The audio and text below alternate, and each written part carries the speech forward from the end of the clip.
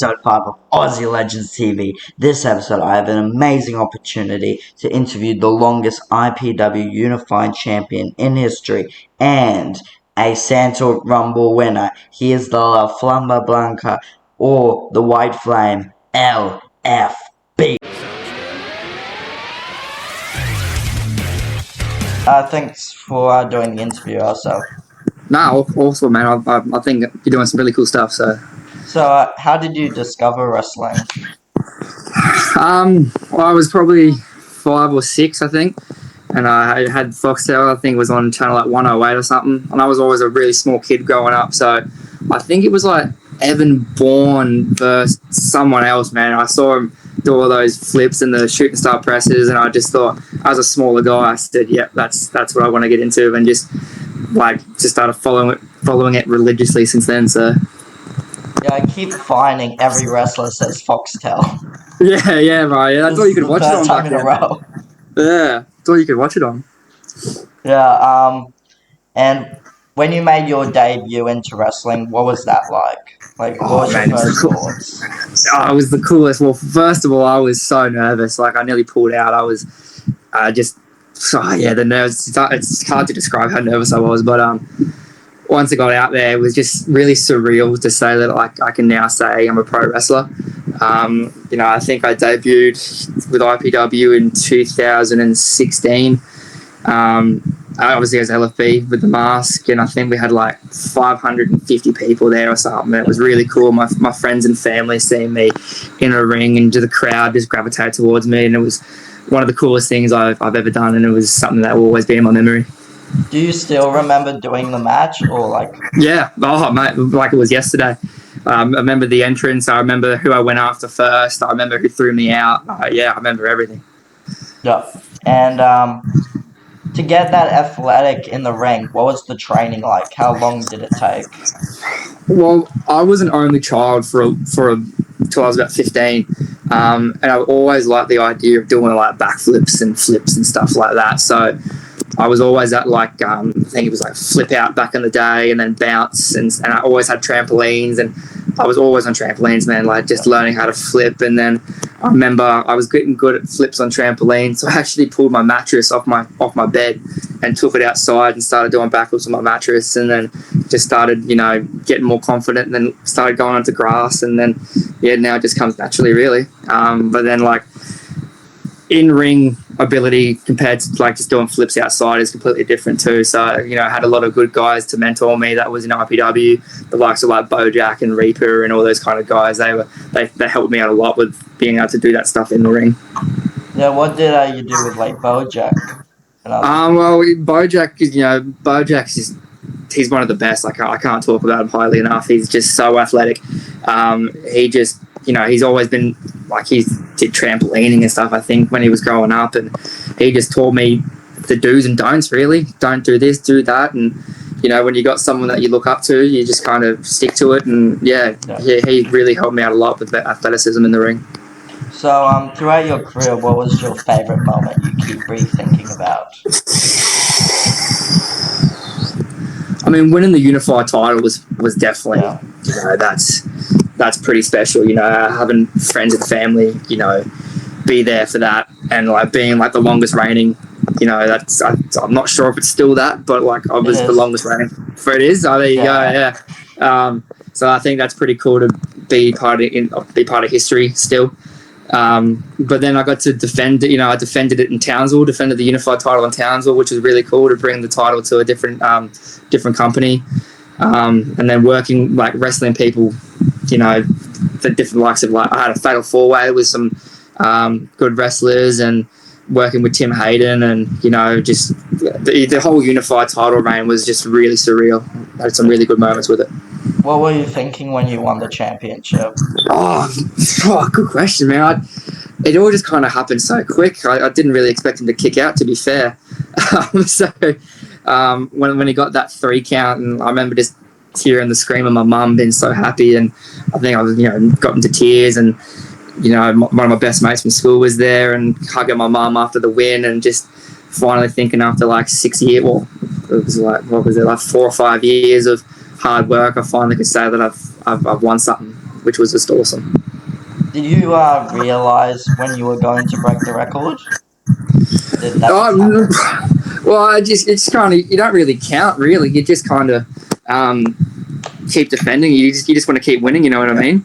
So I never really got to me with the record until I think someone mentioned it and said, "Hey, you're only like a couple of days off." I think Jesse Love was the longest reigning before that. He goes, "You're only a couple of days off him."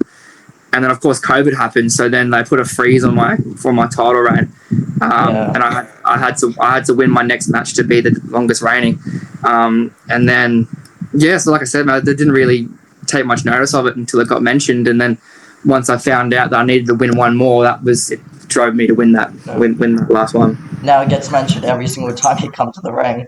Yeah, no, it's pretty cool too, man. Like I said, man, being part of history is pretty special. Yeah, and if you could choose like match, timeline, player, stipulation, what would be your dream match? Like wrestler, player. Any wrestler of all time, like even in their prime. In their prime, Shawn Michaels. He's my favorite of all time. Honestly, just a singles match with Shawn Michaels would be incredible. And then either, if not him, Seth Rollins. I think his ability to work is beyond anyone else's. Like, he's like the modern day Shawn Michaels in my opinion. But in also saying that, like Will Ospreay or like Ricochet or Evan Bourne, Matt Sydal would be pretty cool too. Yeah, 100%. But no, probably all single, like just normal matches, man. Like I've been in a few street fights and hardcore matches and table, and they're not fun. They hurt too much. Where would you have it? Sorry? Where would you have the match? Ideally, WrestleMania, mate. That's ideally, like, I think that's everyone's dream as a wrestler to go against someone that they look up to in the biggest stage of them all. So yeah, anywhere in WrestleMania, don't care where it is. But to be fair, man, even if it was on Monday Night Raw, or even if it was in Dream World RPW, it would just be really cool to face those kind of guys. So, what's the hardest move you've found to perform? Top rope Spanish fly. Oh yeah. I don't like landing on my stomach from a height. It crushes the boys, if you know what I mean. So I always find myself a bit nervous doing that move. I actually got a micro tear in my groin actually versing EC Diamond. I did it. Got my knee got caught under, and I ended up landed on it and tearing my groin. So that was so that's probably, well, I guess that's probably the move I don't like doing the most, which is funny because I do it like nearly every second match. That's what I was thinking. yeah. So like the standing ones are fine, the running ones are fine. I think just that extra, 10 feet or something, whatever, where you are in the air, come crashing down, it bloody hurts, man, that's for sure. But jumping outside the ring and just landing on the ground when they like that, that happened to me too as well. I ended up fracturing my hip coming outside once, so but that move's probably the one I don't like doing the most, just because of how impactful it is and the pain you get from that. But then that's probably the hardest move to do anyway. So how did you come up with the mask? The mask, it's just depending on who you ask. You get different stories. So Evan Bourne kind of got taken off TV when I was pretty young. Like, he got the sack. So Rey Mysterio obviously became a big part of my life because he was always the small guy, and I was always small growing up. So I think just the idea of being able to wrestle in like a lucha kind of style was always, like, I love lucha style too, man. Like, I still watch Mexican wrestling to this day, and I really appreciate how much they love the mask and how much sentimental meaning they have with the mask. And so I had a talk with creative and stuff like that at IPW, and they just said that's probably a good idea. And they had no, so Reaper and Bojack used to wear masks, and once I kind of came into the scene, that I think they had their masks already taken off them. So they had no one with masks, and I think having a different kind of character, a mask character in a company, always highlights it and makes it look a bit different. So did you come up with the mask? So did I come up with the mask? Yeah. The first mask I ever had was actually a Guzman y Gomez mask you got if you ordered a burrito on a certain day. Yeah. The second mask was just some Mexican wrestling mask.com or something. And then the third mask I got, it was custom, but it was based off another wrestler in Mexico. I think he's, what was his name? I can't remember his name, but it's based off his mask because I used to really enjoy his wrestling ability. What about the rest of the wrestling attire? So you got like the pants that always followed you. Yeah, the pants. The funny story. So a friend of mine, Zeke Andino, I didn't know I was debuting, and I needed tights, and he actually goes, well, I bought these and these don't fit. So I just kind of ran with them, and wrestling's high is pretty expensive. So I liked the look of them. I thought it looked different. I liked the newspaper look. I liked the things that are written on the newspaper, and I just kept playing with the tights, and then I just kind of got to the point where I just started adding things like the kick pads and the different kind of tie with the wrists and stuff like that. So I built up of things. But yeah, it's a funny story. The tights are actually originally Zeke Andino's tights. Yeah, I didn't know that. No one does. There you go. Yeah, I can't really picture it. Yeah. Picture it a bit. Yeah. So, when you took off the mask, what was that like?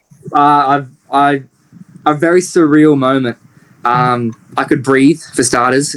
It's very hard to do matches in a mask, especially because my mask is always covered my mouth. And just I think it's also cool that to show the audience the person that is doing everything. Yeah. Like performing and stuff like that. Like I love the mask and people like gravitate towards the mask, but I think it was time that the mask came off. And also just for my friends to come and watch me as me, you know what I mean? And not just me with the mask on. Yeah. But I've got a lot of fun memories of the mask. I respect the mask. I appreciate the mask. I appreciate everything it's done for me. But I think it was time to get rid of it. So I remember you versing Tim Hayden for hair versus mask. Yes. You chose to take off the mask yourself. Yes. Was that like a good moment? Well, I'd suck because I lost. Yeah. I really wanted to see Tim with a shaved head. Yeah. Yes. It was a bit of a mixed feelings taking the mask off. Like I said, I thought it was a good time to take the mask off, but I didn't want it to happen in that kind of the way it did. I would have liked to have done it in my own terms, not losing a match. And there was no way in hell I was letting Tim Hayden take the mask off me. He was not happy when that happened. No, mate. I saw him try to take the mask off, and I said, "There's no way you're doing it." I think that if I was taking the mask off, I'm the one that should take the mask off. So. Yeah, I remember just I rewatched it this morning, and just the crowd wasn't happy, and then eventually started shouting out your name. Yeah, which was really cool, man, because that was my retirement match. Really, I stopped for I think 3 years after that, so I got a bit emotional. I think I actually shed a tear or two actually, and the crowd was really supportive, like you said, and getting standing ovation and stuff like that, and seeing my mum and dad there and my friends from school, and yeah, it was a sad and surreal moment, but it was also a really good moment at the same time. You definitely have a relationship with the fans. Like I just was up there at Santa Rumble. Yep. And the entire crowd went EC Diamond LFB. Yeah. I was chanting it, and then I just in the middle, I'm like, when will this end? Yeah. This keeps going. Yeah, it was that's pretty cool. And it's funny, it's amazing how over EC Diamond's got nothing but respect for him too, because he's one of the best in Queensland. And I was always the one getting the most reaction, and seeing him get bigger reaction than me was crazy, but that just proves the hard work and dedication he has. But it was still cool that the fans still remembered me, so I do appreciate that. Yeah, I even remember you guys grabbed each other, and like one did a backflip and the other one did a front flip. Yeah. How did you do that? Because I showed a clip to at the gym, and everybody was just confused. Oh man, I think it was just a spur of the moment thing, man. It just kind of happened. I think was that the Spanish Fly, the running Spanish Fly? Yeah. I think like I said, I love that move, and it was in the right time to do it. Unfortunately, I think I slipped, and I think he slipped too at the same time, so it looked a bit awkward. But we pulled it off, and no one got hurt, which was the main thing. Yeah, the first thing I've heard that you stuffed up a bit. Yeah, yeah, yeah. Yeah, I think that's a move really underrated. Yeah, I love that Spanish fly. I think it's a really cool move if it's done well. So, did it change when you took off the mask? Because I remember when I was younger, I took a photo with some wrestlers, Yeah. and a couple of years later, today, I was just looking at them, and I just see you. Oh, really? So I remember somebody saying you're a wrestler, so I took the photo, and then I looked Yeah. back, I'm like, that was LFB. Yeah, right. There you go. There you go. I mean, in terms of wrestling style, I think I've changed a bit. I've kind of slowed down. I still do high flying stuff, but I don't do it as the extreme as I used to do it. I'm a bit more. I'm getting older too, man. Everything's starting to hurt a bit more when I was a bit younger. Well, since I was a bit younger, so I think I just take it slower in a way, and just kind of just I more feel the crowd out, feel the opponents out, just kind of change it up from there to see how we go. And what was the return like? The return. So that was that 2 years ago now, wasn't it? That was Zeke Andino. Yeah. Oh, mate, it was pretty cool. Like I said, I think I had 3 years off, which is like 1,000 days or something, so something around that. And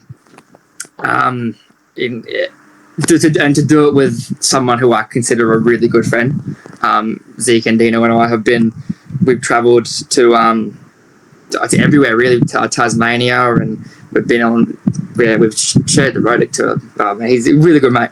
And to wrestle him again in a return and a match that I'm actually really proud of. I'm really proud of that match. Yeah, to wrestle Zeke and Dino, good mate, and to wrestle in a match that I'm really proud of. I think we did a really good job doing that match. And I had heaps of friends there too, and family and everything there. So it was really cool to be back. What was it like backstage when you returned? Oh man, it's awesome. That locker room's got some really good guys. Everyone besides Chad, really. So it was just cool to be back with the boys and the girls too. Man, our women's division is kicking ass at the moment, so it was really good just to be back with familiar. Like I started wrestling when I was like 13, man. So like I've known these guys for 10 years now. So it's really good to be back and doing stuff with them. Yeah, and will we see more of you after fighting EC? Yeah, you never say never, mate. You never say never.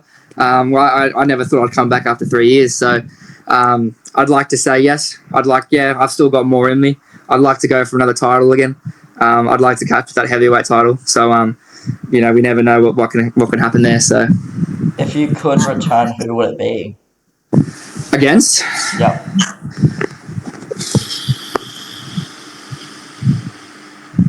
Bojack, I reckon. Bojack.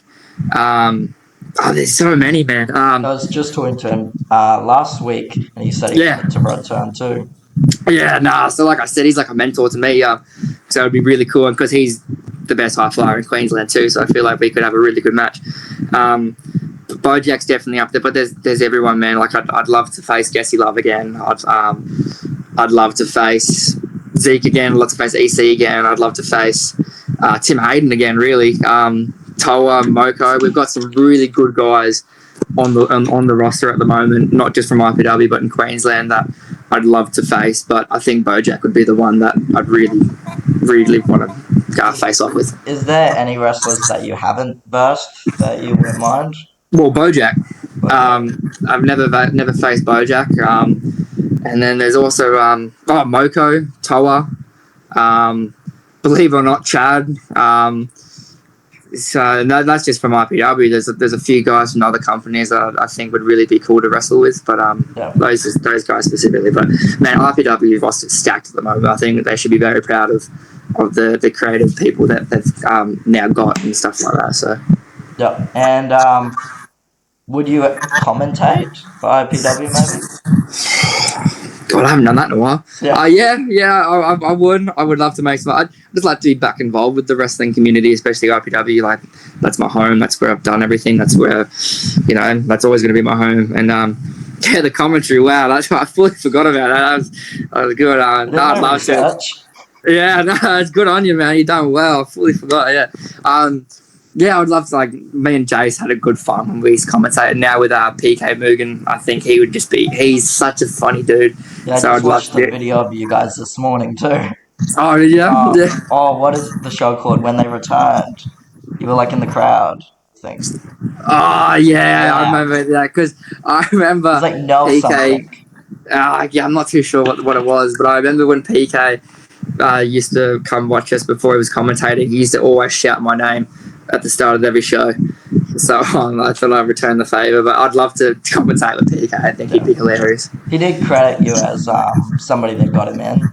Yeah, no, but me and PK have a pretty cool relationship. We've known each other for a bit now, so great guy, great person. You know, just overall, it'd be awesome to share the desk with him. Yeah, because I have a photo of you and him when I met Yeah, you guys like 4 or 5 years back. yeah, cool, yeah, Yeah. awesome.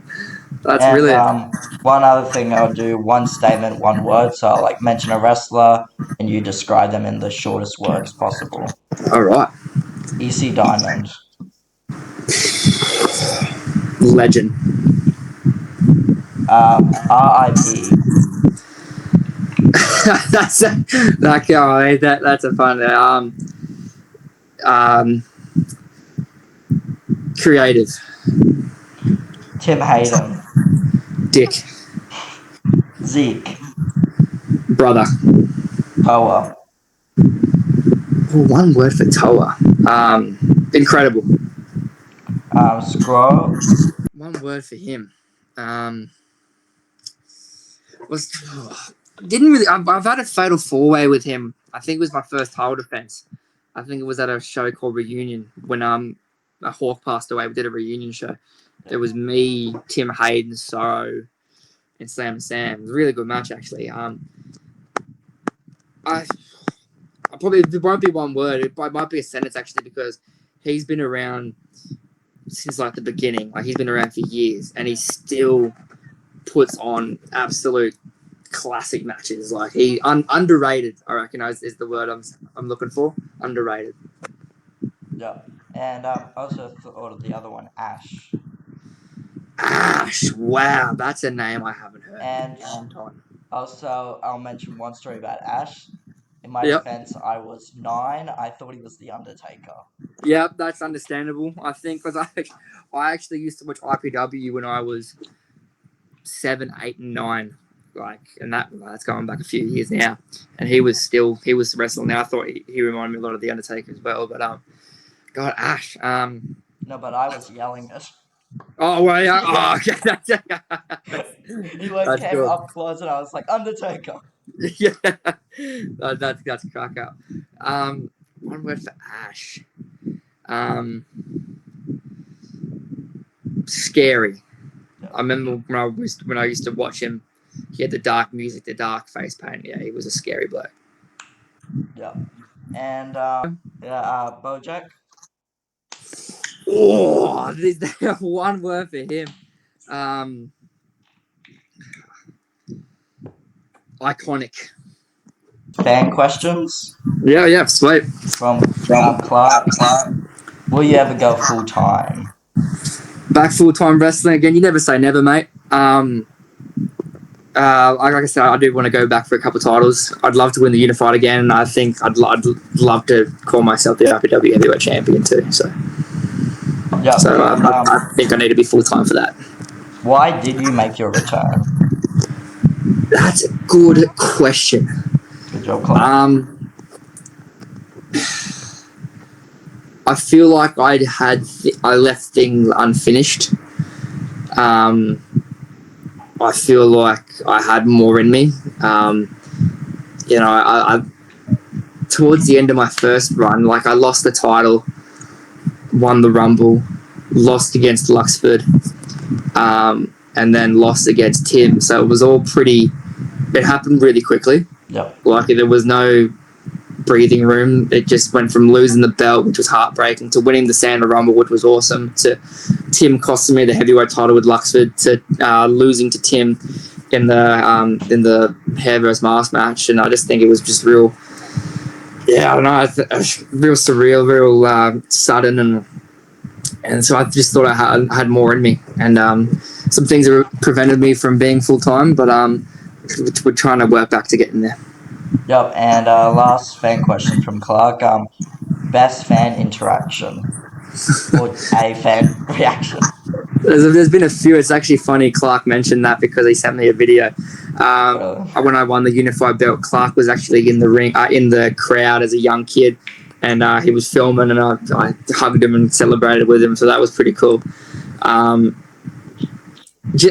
Every fan interaction, man. I think it's really hard to explain how awesome it is to like people wanting to see you, and people wanting autographs, people wanting photos, and saying that you're my favorite wrestler, and wrestling wouldn't be anything without the fans. So like, and any interaction, if you boo me, I love it. If you cheer me, I love it even more. If you want photos, I've been stopped at like Hungry Jack's to take photos, and people are like, that's pretty cool to people that they know you as a wrestler and they want to see you. And I actually, with my work, I went to a house to do some work, and my client was actually someone that came to watch the show, so I took a photo with him when I was at work. So yeah, no, just any interaction is awesome, man. I really do appreciate all the fans. Yeah, and so yeah, Clark, I'll give him props because he took a lot of my questions. Oh, there you I go. had to rewrite all of this. Yeah. So he sent in 5 questions, and 3 of them were mine. How good. Yeah, I gave him 3 of them, but I did take 1 back. That's fine. You deserve it, mate. You deserve it. And is there anything you want to promote, like merch, shirts? I've been shocking with merch, mate. I've never had anything creative, which I probably should work on. Me personally, I'm just kind of flying low at the minute, so I'm just going to promote IPW, really, man. Just get down there to that dream world. It's they put on amazing shows every single time. The lads and lasses that perform, they do it for you guys, and just really go down and support them, man. They work their asses off, and they deserve every bit of respect they get. So yeah. And 2 other questions. What does LFB mean? Like, why did you come up with it? Well, originally it was the only thing I remember from my Spanish class, and it stands for the White Flame. It's La Flama Blanca. White Flame. Yeah. But then I kind of changed it when because people wanted to know if I was going to keep LFB or go back to my normal, like my real name, which ironically LB is my initials for my real name, Lucas Barber, and so I just kind of changed the F to Effin, so Lucas Effin Barber. So, or yeah, friggin' I have the White Flame on here too. Yeah. Yeah. But do you have any funny stories from backstage? Where you had the commentary bit on your career, you had the wrestling, the return. There's been a few. Commentary was just always funny. I don't think there was ever a dull moment with commentary. Getting slapped by Scorn. I remember Sledgehammer was in a match years and years ago, and he actually broke my computer. He got really angry and snapped my computer in half. It's always a laugh backstage with the good guys, like got some funny stories. And with wrestling, there's my match. I did tag teaming with Tim Hayden. We were always so dysfunctional. We never worked together. He's got a big head. He just wants everything. He wants everything done his way. But like we just always just got miscommunicating, and that ended up the fans actually really enjoyed it, which was really funny because we kept messing up our moves because I wanted to do a normal suplex and he wanted to do a back suplex, and we decided to do the back suplex, and then I'd swap, and it was just real miscommunicating, and it was just really good times, good laughter with him. Yeah. But he's still a dick. And my last question, if you could choose anyone for a retirement match, who would it be? Like, you got Zeke, you got Bojack, because you wrestled Zeke a lot. Bojack is the mentor. Yeah. And Tim Hayden was the tag team partner. Yeah. Or you could push a future talent. Well, that's a really good question, man. Wow, that's good one to end it on. You've done it well. Okay, I will try to give you one answer. I don't want to be the kind of guy that gives you multiple. I'll break them down and then I'll pick one if that's all right. Yeah. Um, IPW might be watching. yeah, yeah. Zeke been my best mate since the start. We've always put on absolute classic matches. He was my first opponent for a belt. I beat him for the belt. He beat me in the return. I just think it'd be really cool. It's kind of like a Cena Orton kind of thing. Me and him. Yeah. We just always find each other coming back to wrestling each other, and we know each other so well that I think we always put a great match. Bojack would just be surreal, just as a mentor kind of thing. Um, and then Tim and I have had some cracking matches too. I must admit, we've had some really good matches that I'm really really proud of. But I'm probably gonna have to say, damn, that's a good question, man. That's a, Or you could just have a random one like the commentary battle. yeah, me bring Jace the Ace back. Me versus PK would be pretty cool. Yeah. Wouldn't be the first time to get in the ring. Yeah. Damn. I'd have to say Zeke, man. I'd feel like he's the only guy that. Oh no, he's not the only guy, but I feel like he would be. You know, he's my Orton to my Cena. You know what I mean? Yeah. Like, because when I was doing my research, I kept thinking it was the same match, but it wasn't. yeah. We've Photos. faced a few times. We've Maybe faced. go retro and have the blue tights again. Yeah. The original mask. Yeah, no, that's a good idea. Actually, bring back the old school. Forget like a reunion show or something. We might have to bust that out. And because we've travelled Australia, man, and we've faced off in Tasmania. We've tagged in Tasmania. We've driven to seminars together, and so I feel like I said, man, he's like that Orton to my Cena. So I feel like it'd be only fitting for him to send me off. Yeah. Thanks for doing the interview. Oh, mate, thanks for having me. I really appreciate it. I'm loving your stuff, man. I think you're a really creative bloke, man. You're gonna go far. So, appreciate it. And hopefully see you in the ring again. Awesome, mate. Appreciate it. Have a good one, brother. You too. See ya. What an amazing interview. If you've watched it to the end, I just want to say thank you so much. And I hope you really enjoyed it as much as I did. And hopefully we do this again in the future. And I'd like to thank LFB for this awesome interview. And everyone, have a good day. And stay tuned to the next episode. Sounds good.